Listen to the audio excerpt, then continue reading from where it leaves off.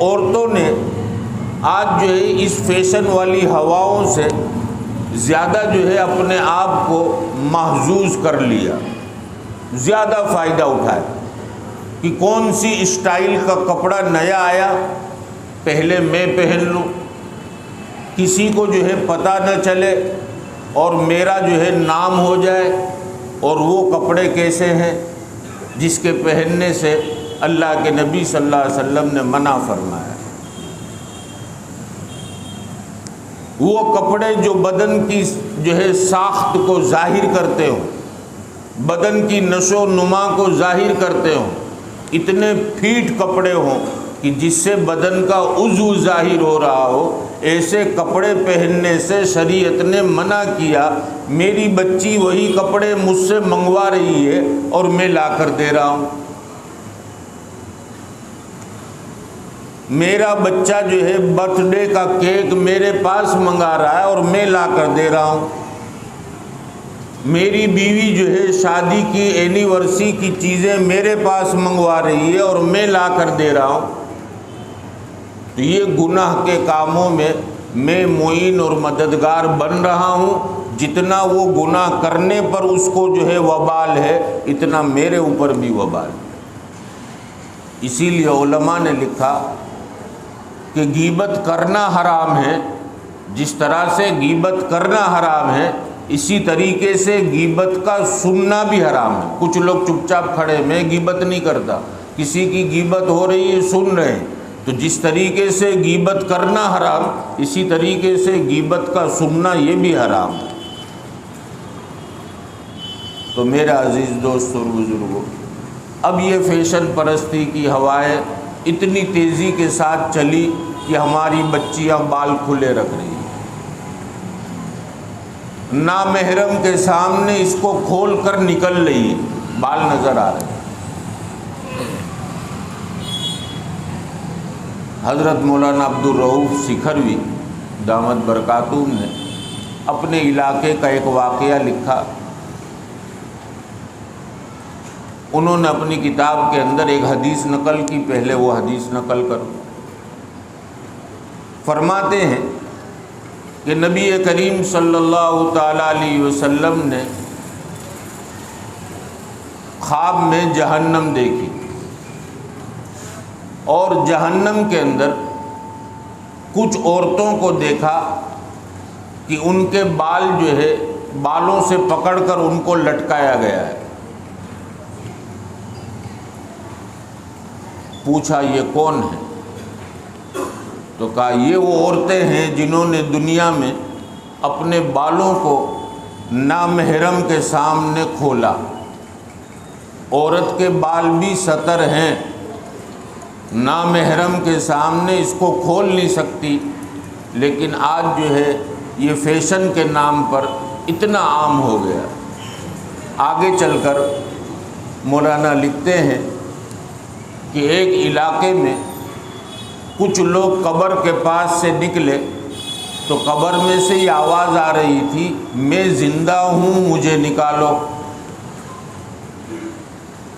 اب انہوں نے گاؤں میں آ کر کہا کہ بھئی ایسی آواز ہم نے سنی، تو لوگ مذاق کرنے لگے کہ قبر میں سے بھی کبھی کوئی واپس آیا ہے، چلو مان لو اگر زندہ بھی ہے تو اس کو انتقال ہوئے اتنے مدت ہو گئی، اندر جو ہے ویسے ہی مر گیا۔ کچھ لوگ پھر اور وہاں سے نکلے، انہوں نے بھی آواز سنی۔ اب گاؤں والوں نے کہا کہ چلو ہم سب جمع ہو کر اس قبر کے پاس جائیں اور تحقیق کریں کہ ہے کیا چیز۔ جب قبر کے پاس پہنچے تو اندر سے آواز آئی، میں زندہ ہوں مجھے نکالو۔ وہاں کے علماء سے پوچھا کہ کیا کریں؟ علماء نے کہا کہ جن کے دل مضبوط ہوں ایسے 4-5 آدمی جو ہے اس قبر کو کھولے۔ تو ایسے آدمیوں کو متعین کیا گیا اور قبر کھولنے کے لیے کہا گیا۔ جب قبر کھولی گئی تو اندر سے جو ہے ایک عورت نکلی اور جو ہے بھاگی۔ لوگ جو ہے اس کے پیچھے بھاگے۔ یہ ایک مکان میں داخل ہوئی اور اندر سے دروازہ بند کر لیا۔ گاؤں والے جو ہے ٹھوکنے لگے کہ کھولو تو صحیح، لیکن وہ کھول نہیں رہی۔ اخیر میں لوگوں نے جو ہے دروازے کو توڑا اور اندر داخل ہوئے تو وہ عورت کے جو ہے سر کے بال بالکل اترے ہوئے تھے، گنجا تھا، سر جو ہے جلا ہوا تھا۔ کہا یہ کیا ہے؟ کہا جب میں حیات تھی اپنے بالوں کو کھلے رکھا کرتی تھی، جس کی وجہ سے جو ہے میرے سر کے بال جل گئے۔ اتنی دیر میں اس کے چہرے سے چادر ہٹی تو دیکھنے والوں نے دیکھا کہ اس کے دونوں ہونٹ بھی جلے ہوئے ہیں اور اندر سے جو ہے دانتوں کا جبڑا نظر آ رہا ہے۔ کہا یہ کیا چیز ہے؟ کہا میں لالی اور لپسٹک لگایا کرتی تھی، جس کی وجہ سے میرے ہونٹ جلا دیے گئے۔ میرے پیارے عزیز دوست اور بزرگوں، یہ ابھی ابھی کا واقعہ ہے، بہت لمبا وقت نہیں ہوا۔ تو ہمیں جو ہے ان تمام واقعات کو بتلا کر آگے مولانا نے لکھا ہے کہ وہ دو تین باتیں کہہ کر پھر زمین پر گر گئی اور پھر جو ہے اس کو اسی قبر میں دفن کر دیا گیا۔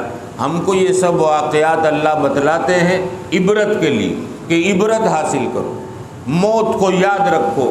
کسی نوجوان کو معلوم نہیں کہ جمعہ کے بعد جو ہے گھر پہنچنے سے پہلے میری موت آ جائے گی۔ کسی جو ہے تندرست کو، کسی بوڑھے کو، نہ مجھے نہ آپ میں سے کسی کو اپنی موت کا علم نہیں، تو کیوں نہ ہم نبی کی وفاداری میں قدم اٹھا لیں، نبی کی اطاعت میں قدم اٹھا لیں اور اللہ کے گھر میں بیٹھ کر جو ہے سچی اور پکی توبہ کر لیں کہ رب غلطی ہو گئی، آئندہ یہ غلطی نہیں ہوگی۔ اب تو اللہ آپ کے بتائے ہوئے احکام پر اور آپ کے پیارے نبی کے بتائے ہوئے طریقوں پر ہم چلیں گے۔ میرا عزیز دوست اور بزرگوں، اپنی بچیوں کو بھی ہم سمجھائیں کہ میری پیاری بیٹی، تو جس چیز کو اپنے ہونٹوں پر لگا رہی ہے، جس کے لگانے کو شریعت نے حرام قرار دیا، اس کا لگانا حرام ہے، تو کیوں غیروں کے طریقوں کو اپنا رہی ہے؟ تو اپنے چہروں پر کن کن چیزوں کا استعمال کر رہی ہے اپنے آپ کو خوبصورت بتلانے کے لیے؟ او میری بیٹی، اگر تو نبی کی وفادار امتی بن گئی، اللہ کے نبی کی سنتوں پر چلنے والی بن گئی، تو یہ سنت کا نور اللہ تیرے چہرے پر اتنا اتارے گا جو دنیا کے کسی کریم میں اتنا نور نہیں، اتنا گلو نہیں ہے کسی میں۔ آج بچیاں یہ شکایت کرتی ہیں ہماری عمر ہو گئی، رشتہ نہیں آتا۔ اب وہ رشتہ لانے کے لیے کیا کرتی ہیں؟ اللہ کے نبی کے طریقوں کے خلاف اپنے آپ کو چلاتی ہیں کہ بن سور کر میں نکلوں، کسی کو پسند آ جاؤں۔ غلط راستہ اختیار کر لیا۔ اگر نبی کے طریقے کے خلاف تو نے اپنے آپ کو چلایا، کہیں ایسا نہ ہو اللہ کی لعنت اور اللہ کے نبی کی لعنت کی شکار ہو اور یہ چہرہ نہ دنیا میں کسی کو پسند آئے اور نہ آخرت میں جو ہے کوئی اس کو پسند کرے۔ میرا نوجوان اپنی شادی کے لیے اپنے چہرے کو نبی کے طریقے کے خلاف کر رہا ہے کہ اگر جو ہے نبی کی سنت پر چلوں گا، کوئی چاچا کہے گا، کوئی ماموں کہے گا، کوئی دادا کہے گا، اور گھر والے بھی کہتے ہیں کہ یہ چہرہ جو ہے ابھی مت رکھو، نکاح کے بعد رکھ لینا، تو یہ جو ہے نہ ماں کو معلوم ہے نہ باپ کو معلوم ہے کہ میرا یہ جوان بیٹا نکاح سے پہلے دنیا سے چلا جائے گا تو کل قیامت کے دن اللہ کے نبی کو کیا چہرہ بتلائے۔ میرے نوجوان نے یہ سمجھ لیا کہ میری خوبصورتی نبی کے طریقے کے خلاف چہرہ رکھنے میں ہے، حالانکہ وہ جانتا نہیں کہ نبی کے طریقے کے خلاف تیرا چہرہ اللہ کی لعنت کا شکار، اللہ کے نبی کی لعنت کا شکار، اب یہ چہرہ جو ہے لوگوں میں نفرت والا بنے گا۔